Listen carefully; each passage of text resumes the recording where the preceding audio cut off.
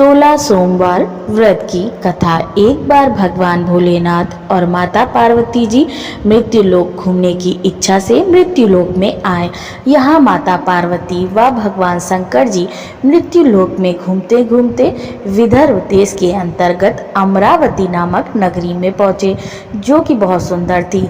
यहाँ उन्होंने देखा कि अमरावती नगरी अमरपुरी के दृश्य सभी प्रकार के सुखों से परिपूर्ण थी। उस नगरी में राजा द्वारा बनवाया हुआ बहुत सुंदर भगवान भोलेनाथ जी का मंदिर भी था। उस मंदिर में भगवान भोलेनाथ जी और माता पार्वती निवास करने लगे। एक दिन माता पार्वती जी ने भगवान से कहा, हे प्रभु, आज तो हम और तुम दोनों चौसर पासा खेलेंगे। शंकर जी ने माता पार्वती जी की बात मान ली और चौसर खेलने लगे। उसी समय मंदिर का पुजारी ब्राह्मण मंदिर में पूजा करने के लिए आया हुआ था। माता ने ब्राह्मण को देखकर एक प्रश्न किया कि पुजारी जी बताओ कि इस बाजी में दोनों में से किसकी जीत होगी और किसकी हार होगी। ब्राह्मण ने बिना सोचे समझे कहा कि भगवान भोलेनाथ ही जीतेंगे। कुछ समय बाद बाजी समाप्त हुई और माता पार्वती जी की विजय हो गई। माता पार्वती को ब्राह्मण के झूठे बोलने पर क्रोध आया और कोढ़ी होने का श्राप दे दिया। भगवान शंकर जी के बहुत समझाने के बाद भी माता नहीं मानी और वो दोनों वहां से चले गए। कुछ समय बाद उस ब्राह्मण पुजारी को कोढ़ होने लगे और धीरे धीरे उसके शरीर में कोढ़ हो गए। ऐसे में वह बहुत ही परेशान और दुखी रहने लगा। इस तरह कई दिन बीत गए। फिर एक दिन देवलोक की अप्सराएं शिव जी की पूजा करने उसी मंदिर में आई। अप्सराओं ने उस पुजारी के कष्ट को देखकर बड़े दया भाव से उसके रोगी होने का कारण पूछा। तब पुजारी ने आप बीती सभी बातें बिना निसंकोच होकर उन अप्सराओं को बता दी। यह सुनकर वो अप्सराएं बोले, हे ब्राह्मण, तुम दुखी मत हो, भगवान भोलेनाथ जी आपके सभी कष्ट दूर कर देंगे, परंतु तुम श्रेष्ठ 16 सोमवार के व्रत को पूरे विधि विधान और भक्ति भाव से पूरे 16 व्रत करने होंगे और 17वें सोमवार के दिन पाव सेर पवित्र गेहूं के आटे की बाटी बनाएं। उसके बाद घी और गुड़ मिलाकर चूरमा बनाकर भगवान भोलेनाथ जी को प्रसाद चढ़ाना और बाकी के प्रसाद को मंदिर में उपस्थित भक्तों को बांट देना। ऐसा करने से आपकी सभी मनोकामनाएं पूरी होंगी। ऐसा कहकर अप्सराएं देवलोक चली गईं। ब्राह्मण भी यथाविधि 16 सोमवार व्रत करने लगा। ऐसे में भगवान भोलेनाथ की कृपा से धीरे धीरे ब्राह्मण पुजारी कोढ़ से मुक्त होने लगा। कुछ समय बाद भगवान शंकर जी और माता पार्वती जी फिर उसी मंदिर में पधारे। तब माता ने उस ब्राह्मण को रोग मुक्त होने का कारण पूछा तो ब्राह्मण ने माता को 16 सोमवार के व्रत के बारे में विस्तार से बताया। ब्राह्मण की बात सुनकर माता पार्वती जी बहुत प्रसन्न हुई और पुजारी से 16 सोमवार के व्रत की विधि पूछी। उसी दिन से माता पार्वती जी भी 16 सोमवार व्रत करने लगी और लगातार 16 व्रत किया। ऐसे में उनकी मनोकामनाएं पूरी हुई। उनके रूठे पुत्र स्वामी कार्तिकेय जी स्वयं ही माता के आज्ञाकारी हो गए। फिर एक दिन कार्तिकेय को अपना विचार परिवर्तन होने का रहस्य जानने की इच्छा हुई और वह अपनी माता के पास आए और बोले कि आपने ऐसा क्या उपाय किया जिससे मेरा मन आपकी ओर आकर्षित हो गया। तब माता पार्वती जी ने उसे 16 सोमवार व्रत कथा सुनाई। तब कार्तिकेय ने अपनी माता से कहा कि इस व्रत को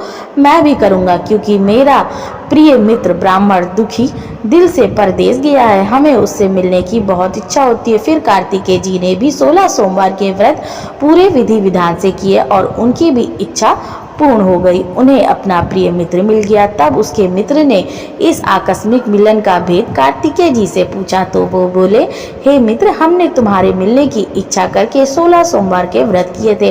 अब तो उस ब्राह्मण मित्र को अपने विवाह की बड़ी इच्छा हुई और वह भी 16 सोमवार व्रत पूरे विधि विधान से करने लगा। एक दिन वह किसी काम से विदेश गया और वहाँ के राजा ने अपनी पुत्री का स्वयंवर रखा था। उस राजा ने राजकुमारी के विवाह के लिए यह शर्त रखी थी कि इस राजकुमार के गले में सब प्रकार श्रेष्ठ गारित हथनी माला डालेगी, मैं उसी के साथ अपनी बेटी का विवाह करूंगा। भगवान शिव जी की कृपा से ब्राह्मण भी उस स्वयंवर को देखने के लिए एक ओर बैठा हुआ था।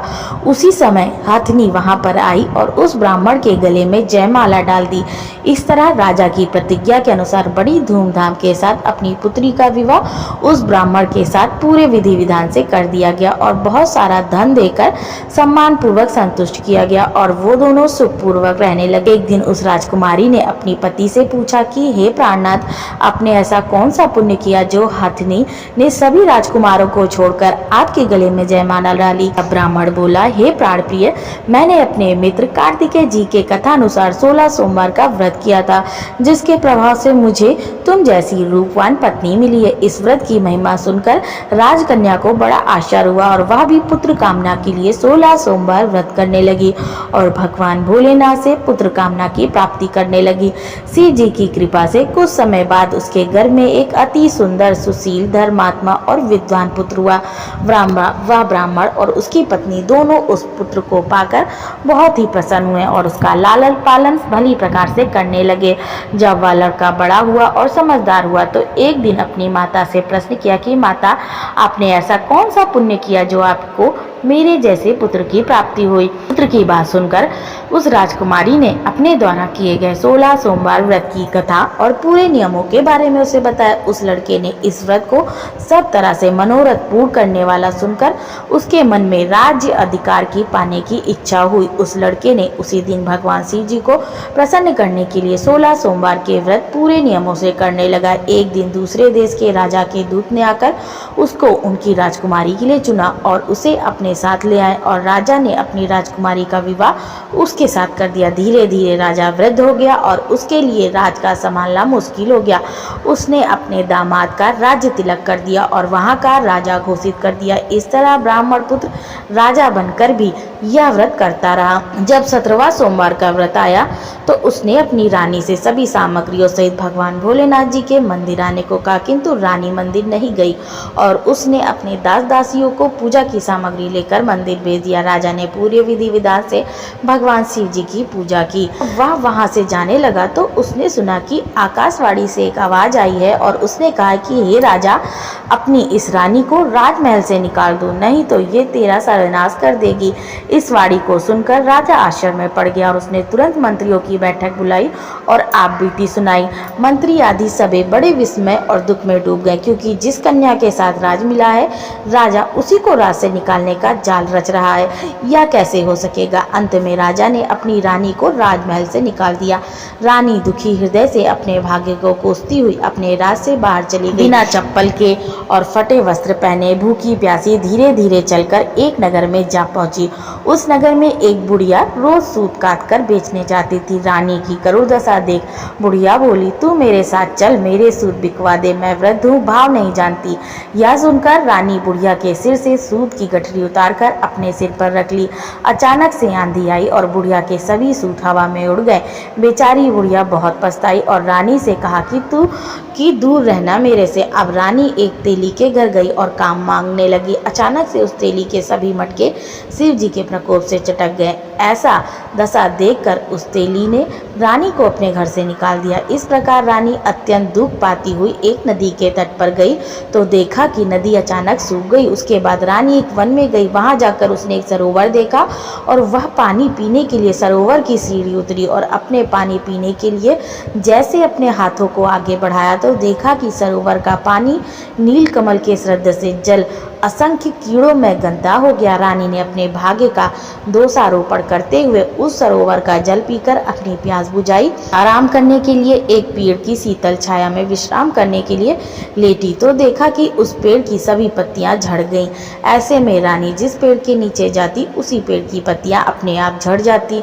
वन, सरोवर, पेड़ों की ऐसी दशा देखकर गाय चराते हुए ग्वालों ने स्वामी गोसाई जी से सभी बातें बताई। गोसाई जी के आदेशानुसार ग्वाले रानी को पकड़कर गोसाई जी के पास लाए। रानी की मुख कांति और शरीर शोभा देखकर गोसाई जी जान गए कि यह कोई विधि की गति की मारी कुलीन अबला है। ऐसा सोचकर गोसाई जी ने रानी से कहा, हे पुत्री, मैं तुमको पुत्री समान रखूंगा, तुम मेरे आश्रम में ही रहो और मैं तुम्हें किसी प्रकार का कष्ट नहीं होने दूंगा। गोसाई जी के ऐसे वचन सुनकर रानी को थोड़ी धीरज मिली और वह आश्रम में ही निवास करने लगी। आश्रम में रानी खाना बनाती तो उसके खाने में कीड़े पड़ पड़ जाते। जब वह पानी भर के लाती तो उसमें भी कीड़े ही कीड़े हो जाते। अब तो गोसाई जी भी बहुत दुखी हो गए और रानी से बोले कि बेटी, तेरे पर कौन से देवता का कोप है जिससे तेरी ऐसी दशा है। गोसाई जी की बात सुनकर रानी ने कहा कि अपने पति के साथ भगवान शिव जी की पूजा करने नहीं जाने की पूरी कथा सुनाई। रानी की बात सुनकर गोसाई जी ने उसे इस कोप से मुक्त होने के लिए 16 सोमवार व्रत की कथा पूरे विधि विधान से करने को कहा। गोसाई जी की बात सुनकर वह प्रत्येक सोमवार का व्रत पूरे नियमों से करने लगी। जब रानी के पूरे 16 व्रत हो गए तब उसने 17वें सोमवार का व्रत किया और रोज की तरह भगवान भोलेनाथ जी की पूजा कर रही थी तो भगवान शिव जी के प्रभाव से राजा के मन में अपनी रानी का विचार उत्पन्न हुआ और सोचा कि मेरी रानी को गए बहुत समय बीत गया, ना जाने कहाँ कहाँ भटकती रहती होगी, मुझे उसे ढूंढना चाहिए। राजा ने यह सोचकर अपनी रानी की तलाश में चारों दिशाओं में अपने सैनिकों को भेजा। सैनिक अपनी रानी को ढूंढते हुए गोसाई जी के आश्रम में आ पहुंचे। सैनिक अपनी रानी को वहां पाकर पुजारी जी से अपनी रानी को साथ भेजने के लिए कहा, किंतु गोसाई जी ने मना कर दिया और सैनिक चुपचाप लौट आए। राजा को सभी बातें बताई। तब राजा स्वयं रानी को लेने गोसाई जी के आश्रम में आए और पुजारी से प्रार्थना करते हुए बोले, महाराज, जो देवी आपके आश्रम में रहती हैं वो मेरी पत्नी है। शिव जी के कोप से मैंने इनको त्याग दिया था।